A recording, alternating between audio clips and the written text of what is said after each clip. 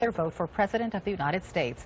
Donald Trump does not become president until those votes are made official. But there's a new twist that might throw a wrench into things. At least that's what some are hoping. 29 of those electors are calling on the National Intelligence Director, James Clapper, to brief them on Russia's involvement in the 2016 election. Their goal? Glean enough information to persuade at least 37 Republican electors to turn on Trump, which, if successful, would turn the election over to the House of Representatives. Of those 19 electors, there is a lone Republican, Texas paramedic Chris Suprun. Chris is live with me now. Welcome. Good morning, Carol. Good morning. So you guys wrote an open letter to Clapper. Did you get a response? I have not heard anything yet, but I am hopeful. And what exactly do you want from him? Well, I think we deserve to know what Russia's involvement may have been, what was the basis of the Washington Post story about how far Russia's intervened and intruded in our election system. It seems from the Washington Post story it wasn't simply to undermine the election itself, but in fact to pick a favorite. Hillary Clinton's campaign director is going one step farther. It's demanding that Trump prove that Mr. Trump did not collaborate with Russia during the campaign. Is that also info you might welcome? Well, I wouldn't welcome it. I hadn't heard that news.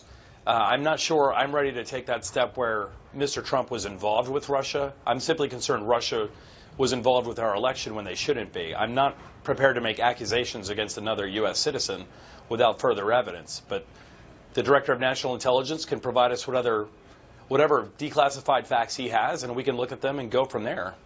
Do you believe that Russia tilted the election toward Trump? Well, I guess that's really the question, isn't it? We don't know, and that's why I'm looking for a fact-based intelligence agency.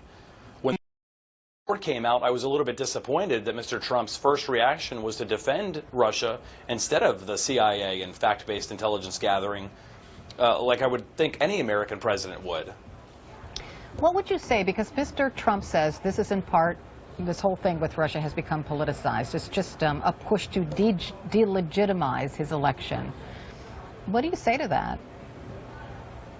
Well, that's not my point. I'm interested in facts and whether or not a foreign government intruded on our elections, undermined our elections, and/or picked a favorite for their own benefit. They're not doing it necessarily for Mr. Trump or anyone else they may have been involved with. I think they're doing it for their benefit, which is a danger to our national security. So as far as I know, you are the lone Republican pushing for this. Have you talked to other Republicans in the Electoral College? I have conversations daily since the op-ed came out Monday of last week. I've had several people contact me. I've reached out to others, and I'm trying to have conversations not only on the CIA issue, but the original three, most particularly the emoluments clause, which I think Mr. Trump will be in violation of day one if he is indeed inaugurated January 20th. So what are those Republicans saying to you? You know, it's a mixed bag, and I don't want to jeopardize any of the discussions we're having. We're 6 days out, as you noted, and we're at a delicate stage where we're trying to convince voters that we perhaps need to pause, reconsider, send this to the House of Representatives, and see if we can get more information in the meantime. You know, Jill Stein went down a different road. She demanded recounts in 3 states, and a lot of people laughed at her because her efforts were unsuccessful. Might that be the outcome for you as well? It certainly could. I am less worried about whether or not I'm successful on December 19th than I am in doing the right thing. I think that leadership should be about doing the right thing every time, not about doing the easy thing, which too many of our elections have become. But you know, there are those who say our country is so divided and it's time to move on and let Donald Trump become president and see what happens, and people just aren't giving him a fair shake.